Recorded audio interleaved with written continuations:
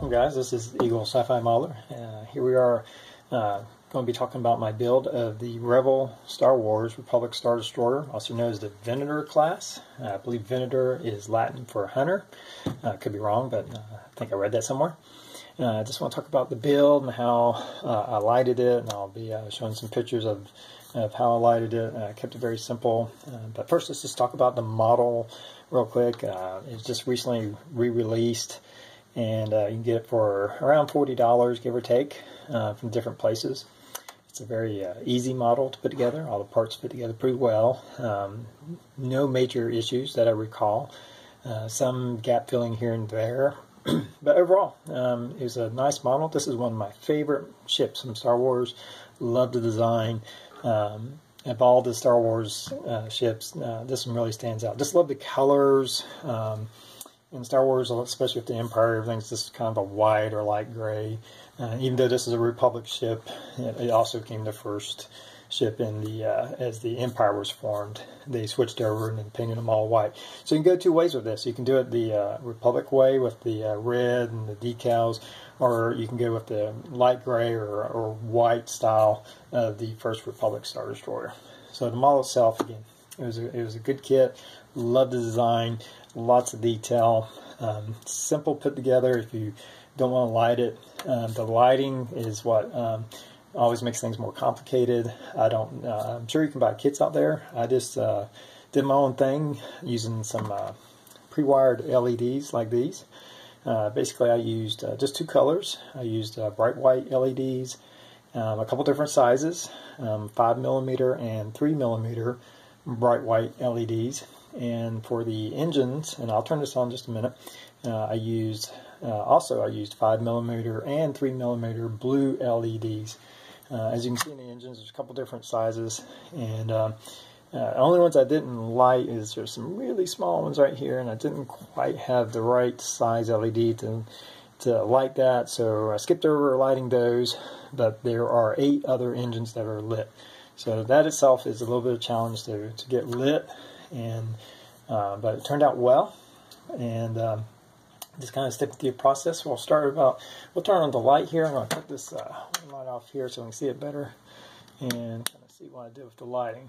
I lit the bridge components. Probably one of the challenging parts was the twin bridge here. We'll move up a little closer and take a look at that. So as you can tell, that the bridges are lit. Probably one of my weakest areas right now is just drilling straight lines and drilling holes. There's some that they're not perfectly straight. So that's still a challenge for me, working on that. It's really difficult to get those things perfectly aligned. But overall, it has a nice effect. And there was simply a 3mm LED white light in each of these runs. I had to drill a hole and run it down in through the body where it connects with all the other wires. All this is powered just by a 9-volt battery, and so that's how I got that. The only modification you really have to make besides the holes is there's a connecting point right here, and you have to completely scrap that out to be able to fit that 3mm white LED, and it lights nicely. Of course, there's some testers, window maker sealing all the holes, and so that's how I got those lit. For down here, there's a couple LEDs. In here, there's also where this base plate is at. I have, I think, 6 white LEDs that are coming up through and actually attached to the bottom section, but they fire straight up to help light the inside of that. I'm going to spin it around and take a look at the engines here and how they're lit. And we'll just kind of bring the camera down, and we'll kind of zoom in on it a little bit. Sorry about that. And take a quick look at the engines.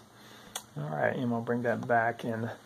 And now that we've had a look at it, let's talk about it. I'm going to post a picture here in the corner of the wiring that went behind it.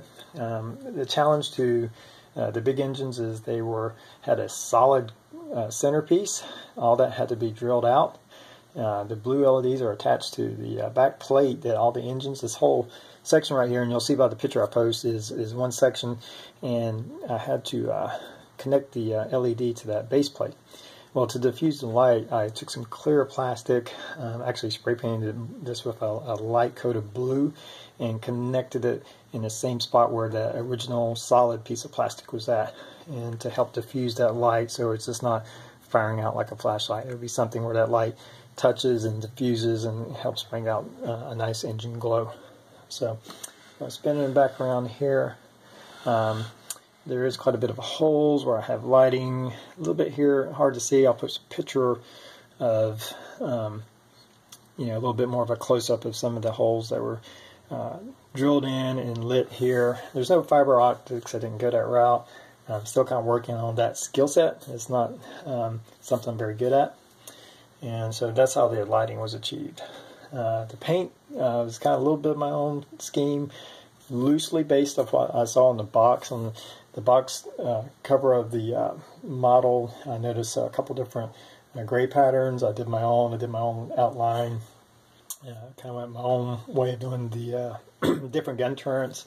But yeah, when I look at it, the red stripes were a challenge to take those off, and it doesn't really fit what you see in the box art. There is a pattern here on the model, but it doesn't coincide with the box art. So you have to kind of make your own pattern for that to get it close to what you see on the screen. And then, of course, I masked off. Once I did it was a flat gray just primer coat, and then taping it off and airbrushing in the light colors, and then going back over and taping it off again and going after red color. This is what I use for the red. It's actually a transparent paint, airbrush paint by Createx, and that was what was used to do the reds.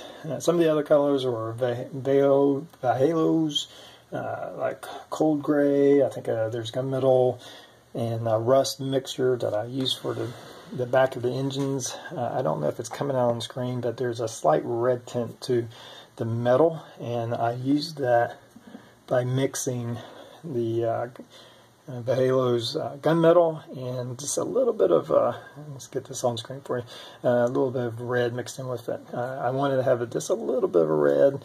I've seen people do a much darker red. I'm pleased with how that turned out. I didn't want it to be overpowering. There was a very light wash on it just to kind of bring out some detail. Again, the ships on screen look very clean. I didn't want to over-weather it. We'll take it off here. I'm going to turn it off. And the model actually comes off the base and disconnects using disconnecting I got from Radio Shack, and connects to the base in this point. I'll show you a more detailed picture. All the base is right here is a hobby box that I got from Target, of a little dowel that you drilled a hole in, and of course attached the switch. There's a 9-volt battery inside there. I did have to put a little supporting mount. It was a little too much weight, and it wasn't quite centered weight distribution wise. It was a little front heavy, so I had to put a little mount here so when I set it down it'll sit nice and level. That simply plugs right back in, and we set it down and lights are on. So that worked out well. This is my model. Hopefully, I'm still fairly new at this whole video process and YouTubing and all that, so I'm trying to step up my game a little bit with some editing apps that I recently got for my phone. All this is just being shot on a Android Turbo 2, I think, phone, and all the editing done with that. And again, I'll just spin this around. Show you a little bit of the lighting. One of the issues I did have was some light leaks coming in here, and I had to go back in and fill that in. I actually used the window maker and kind of went in because it tends to fill in the gaps real good, and then I went back over and painted over that. There are a few lights in the back, I collided with the spray paint that I just drilled in here. You can do a lot more with it. I'm sure fiber optics look great, but if you're like me and you're just kind of you're not the most advanced modeler, I think you can just with, there's probably 20, 30 LEDs in here. They all run off a 9-volt. Really simple. You're just connecting the red wires to the black wires, and basically they just keep getting condensed down to your connecting point. And very simple. It doesn't take a genius to do that. some guys do some really awesome work with blinking lights and all that kind of stuff, and hopefully one day I'll get there. But for now, I think this is, it's a nice looking model. When you turn the lights on, I actually had this one at my work in my office, and people loved it. Thought it was great, and we're just in awe of the lights and everything. So again, it doesn't take a lot to make a really nice looking model that you'll be proud to display. I'm very proud of this one.